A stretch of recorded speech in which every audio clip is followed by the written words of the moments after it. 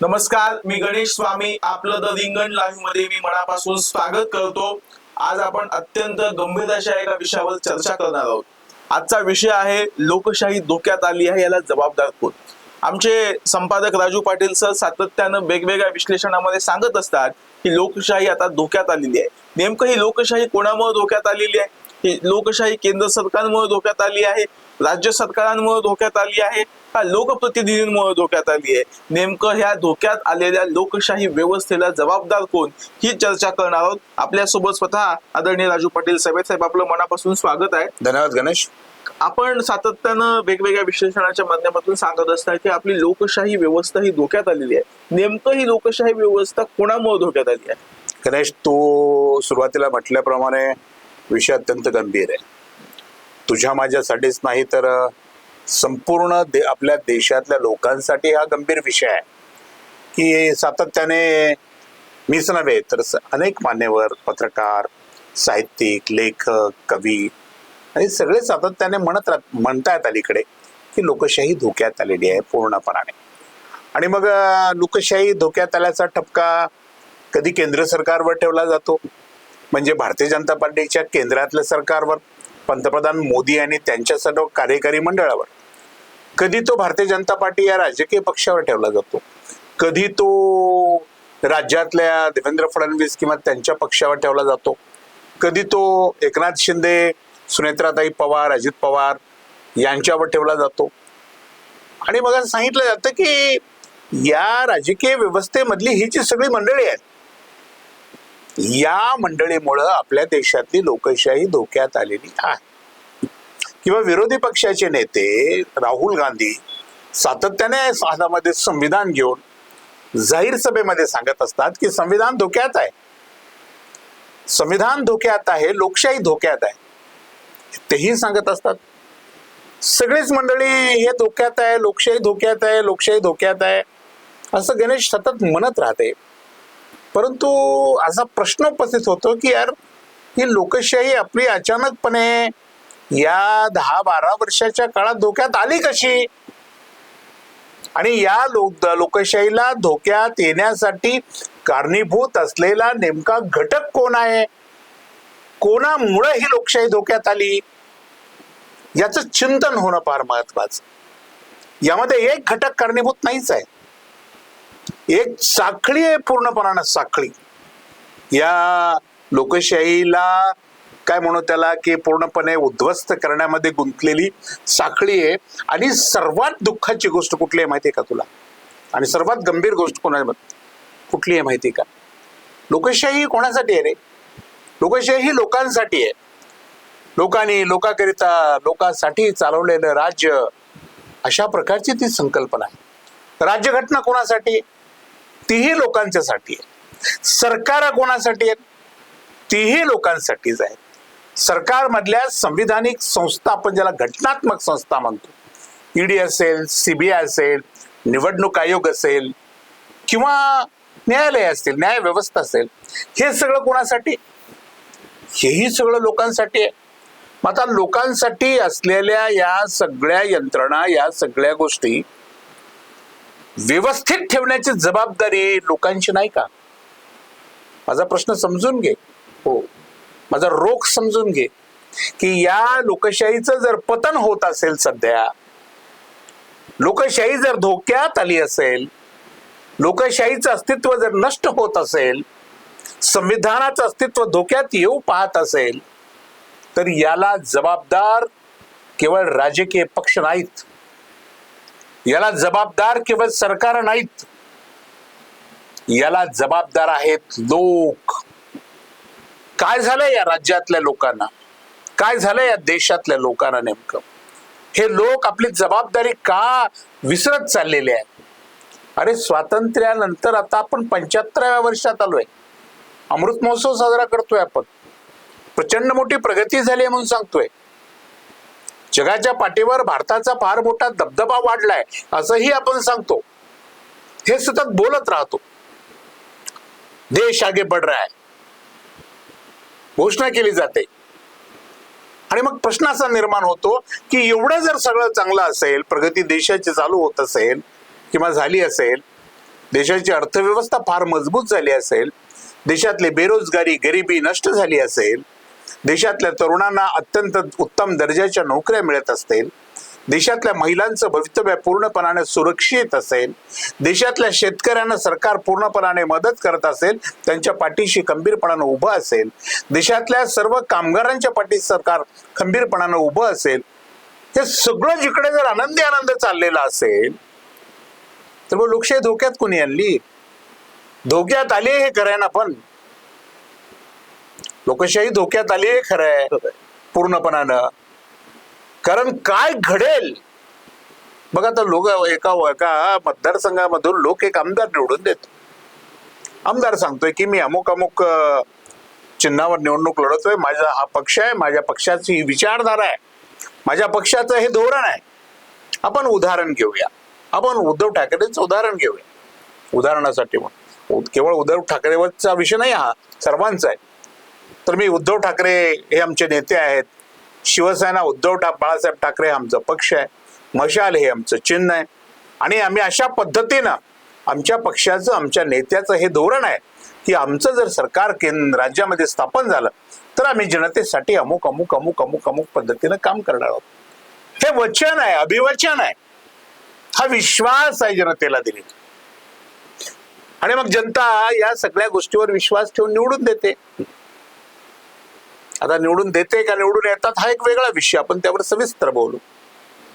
मग निवडून आल्यानंतर हा वर्ष 6 महिन्यामध्ये मशालही सोडतो, ठाकरेही सोडतो, शिवसेनाही सोडतो, आणि जाऊन तिकडे एकनाथ शिंदेच्या बाजूला जाऊन बसतो. राष्ट्रवादीचंही तसंच आहे, नाव शरद पवारांचं वापरायचं आहे, निवडून जायचं आणि तिसरीकडे भारतीय जनता पार्टीच्या बगले जाऊन बसवायचं. काँग्रेसचंही तसं आहे, काँग्रेसमध्ये राहायचं, मोठमोठी पदं भोगायची, मुख्यमंत्री व्हायचं राज्याचं, आणि स्वार्थ आडवा आला की अडचण निर्माण झाली की आपला पक्ष, आपली निष्ठा सगळं सोडून द्यायचं आणि भारतीय जनता पार्टीमध्ये सहभागी व्हायचं. ही सगळी प्रक्रिया चालू असताना लोक, मी पुन्हा मुद्द्यावर येतो, हा सगळा प्रकार सहन कसं करतात? लोक जाब का विचारत नाहीत हातात जोडा घेऊन? हा माझा प्रश्न आहे. लोकांनी विचारलं पाहिजे, कारण लोकांचा तो पूर्णपणे अधिकार आहे. आपण ज्याला एक मत देतो त्या एका मतदाराला एवढा मोठा अधिकार आहे की तो आपल्या भागातून निवडून आलेल्या लोकप्रतिनिधीला रस्त्यात अडवून त्याला जाब विचारू शकतो की मी तुला मत दिलंय, आणि तुला मत देताना तुम्हाला जी काही शपथा घातली आहेस, जो काही प्रामाणिकपणा दाखवलायस, ज्याला नेता जो काही नेता म्हणून माझ्या समोर आणलाय, जो काही पक्ष म्हणून माझ्या समोर आणलायस, जे चिन्ह तू माझ्या समोर आणलायस, त्यावर विश्वास ठेवून मतदान मी केलंय, आणि आज तू कसा काय सोडून जाऊ शकतोस, तुझी हिंमत कशी काय होते, असा जाब लोक का विचारत नाहीत? अरे इतकंच नाही, महाराष्ट्रामध्ये जेव्हा शिवसेना फुटली आणि एकनाथ शिंदेच्याकडं आमदार मंडळी गेली, काय 40 असतील 42 असतील जे काय असतील, हे पुन्हा निवडून आले. गणेश, आश्चर्य नाही का? आणि इथं लोकशाहीचा खून झाला तो एकनाथ शिंदेने नाही केला रे, आणि तो त्या शिवसेनेची गद्दारी करून 50 खोक्यावर गेलेल्या आमदारांनी नाही केला, लोकांनी केला. गद्दार कोण आहे? लोक आहेत का हे सगळे आमदार खासदार आहेत? कोण आहेत नेमकं? गंभीर विषय हा, तू जरा बघ, चिंतन कर. एखादा आमदार, एखादा खासदार एका पक्षाबरोबर बेईमानी करून निघून गेला याचा अर्थ तो पराभूत होईल असं नाही. उदाहरणच पाहिली ना आपण, शरद पवाराबरोबर गद्दारी केलेले सगळे लोक निवडून आले ना. उद्धव ठाकरेंबरोबर गद्दारी केलेले एकनाथ शिंदेचे सगळे लोक निवडून आले. त्याचा अर्थ काय आहे? कोण चालवते ही व्यवस्था? शेवटी ही सगळी व्यवस्था लोक चालवत आहेत. मग आता प्रश्न पडतो की एखादा नेता निघून गेल्यानंतर लोक आरडाओरड करतात, त्याला गद्दार म्हणतात, तो खोकेबाज म्हणतात, पैशासाठी बैमानी केली म्हणतात. हा अमुक आहे तमुक आहे असं आहे तसं आहे. आता ओमराजेंचं बघतोय आपण शेजारच्या मतदारसंघामध्ये, त्याच्यावर कितीतरी टीकेचा जोर समाज माध्यमांवर उठवला आहे. शिवसैनिकच आहेत ते. आम्ही तुला निवडून दिलं, तू कसा जाऊ शकतोस आम्हाला सोडून, तू कसा गद्दार आहेस, तू अमुक आहेस तमुक आहेस तमुक आहे, हे चालू आहे पूर्णपणाने. आणि लोक शांत आहेत. का शांत आहेत लोक का प्रश्न विचारत नाहीत? अरे हा प्रश्न सध्या शिवसैनिक विचारतायत, कार्यकर्ते त्यांच्या पक्षाचे. इथपर्यंत तो ठीक आहे त्यांच्यासाठी. शिवसेने तो खासदार काही शिवसेनेच्या कार्यकर्त्याचा नव्हता, ओमराजे निंबाळकर. तो धाराशिव मतदारसंघाचा खासदार होता आणि 7 लाखापेक्षा अधिक लोकांनी त्याला मतदान केलं होतं. तर कुठे आहेत हे लोक? का विचारत नाही?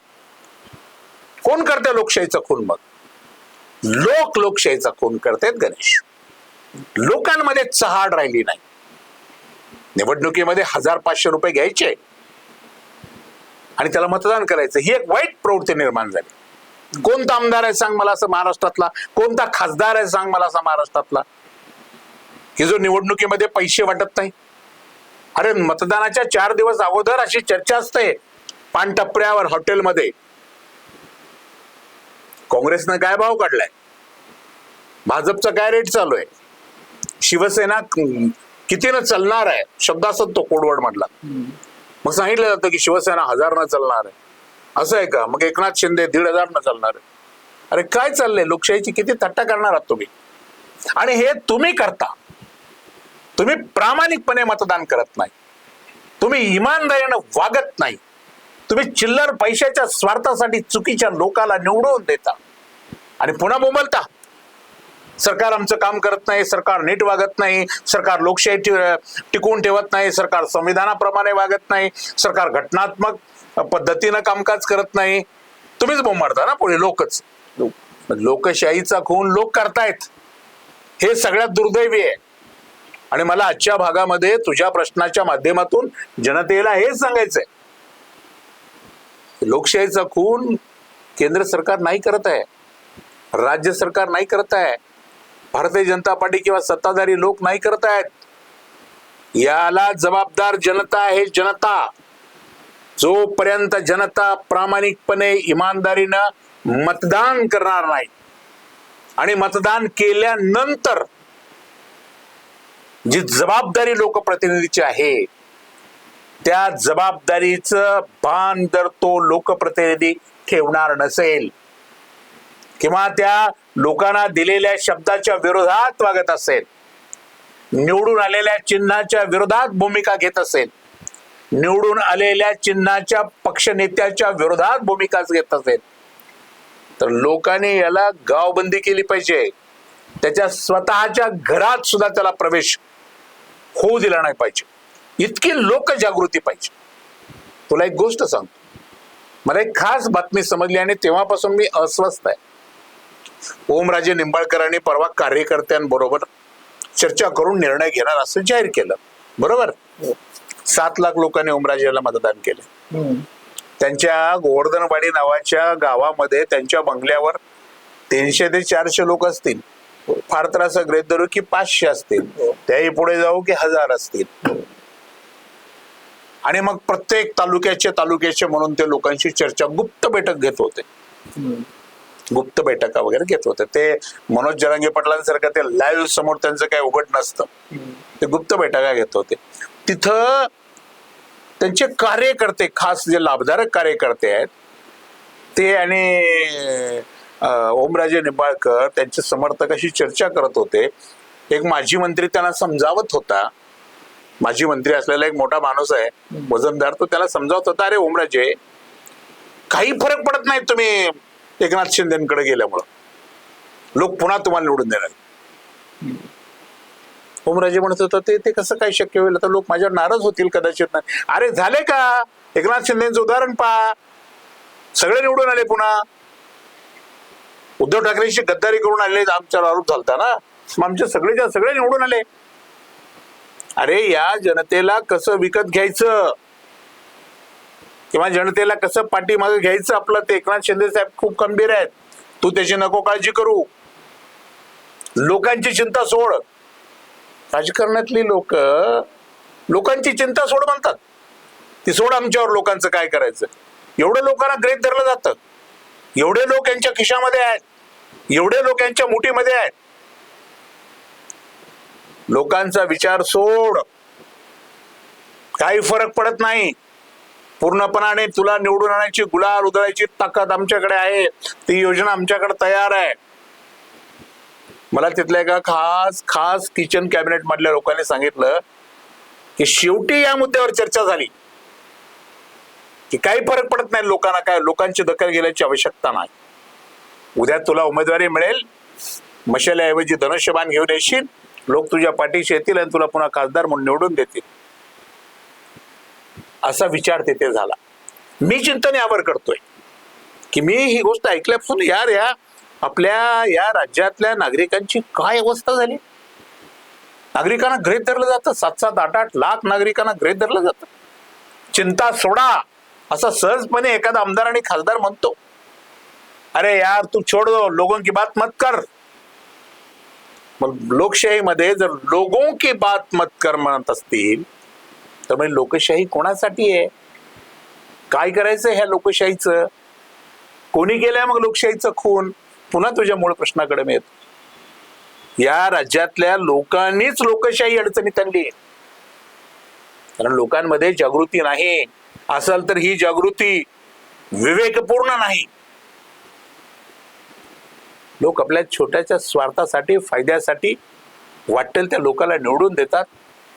आणि निवडून दिल्यानंतर सुद्धा त्यांनी जर गंभीर प्रकारच्या चुका केल्या तर त्याला जाब विचारायला पुढे येत नाही. लोकशाहीचा दोष आहे हा सगळ्यात मोठा.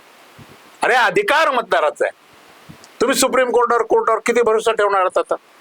अलीकडे तर सुप्रीम कोर्ट, हायकोर्ट या संदर्भात बी अनेक चर्चा आपण ऐकतोच आहेत. मोठमोठे लोक त्यावर भाष्य करतायत.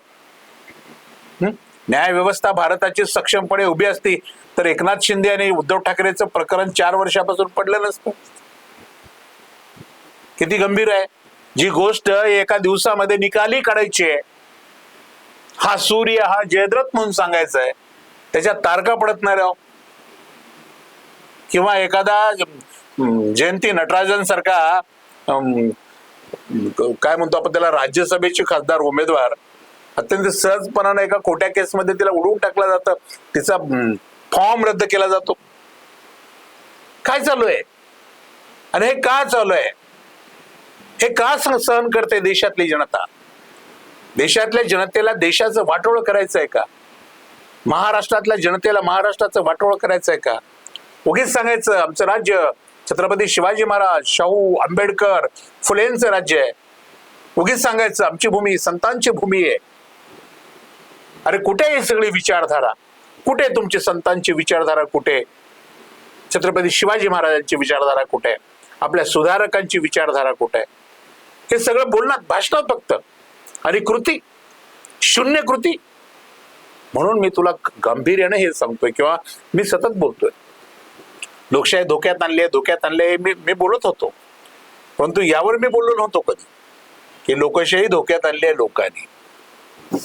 तर आपण बघितलं की आदरणीय, आणि तुला मी सांगतोय आपण शेवटच्या भागाकडे जाऊ. शेवट मला आणखीन काही सांगायचंय.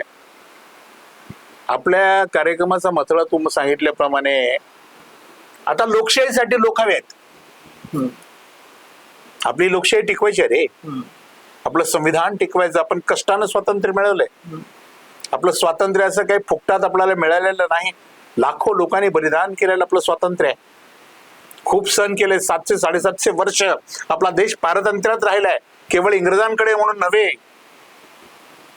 आणि हे मिळालेलं स्वातंत्र्य अबाधित ठेवण्यासाठी लोकशाही सक्षम असली पाहिजे. आणि लोकशाही सक्षम ठेवण्यासाठी लोक हे निस्वार्थ असले पाहिजे, विवेकी असले पाहिजे, जाणते असले पाहिजे. आपल्या ग्रामीण भागात एक म्हण आहे बघ, अरे तो आईला आई म्हणणारा माणूस आहे. सहजपणे म्हटलं जात आईला आई म्हणणारा माणूस. या एका वाक्यामध्ये लोक त्या व्यक्तीच्या निष्ठेबद्दल, प्रामाणिकपणाबद्दल शिक्का मारून मोकळं होतात. तर या लोकशाहीच्या रक्षणासाठी सुद्धा गणेश, आईला आई म्हणणाऱ्या लोकांची आवश्यकता आहे. हे आज आपल्याला लोकांना सगळ्यात. तर आपण बघितलं की आपण राजू पाटील सरांनी संपादक आपले रिंगण लाईव्हचे त्यांनी अत्यंत परखड असे विश्लेषण लोकशाही कशी धोक्यात आलेली आहे त्याबद्दल सांगितलं की या लोकशाहीला 1500 रुपये घेऊन जी मतं विकली जातात किंवा ते विकत घेतली जातात अशांना त्यांनी जबाबदार धरलाय आणि लोकशाहीमध्ये चांगली लोक जर आली तर ही लोकशाही भविष्यात टिकेल असं सुद्धा सुतोवाच आदरणीय राजू पाटील साहेबांनी केलेलं आहे. अशाच ताज्या घडामोडी व सखोल विश्लेषणासाठी बघत राहा द रिंगण लाईव्ह, आवाज महाराष्ट्राचा.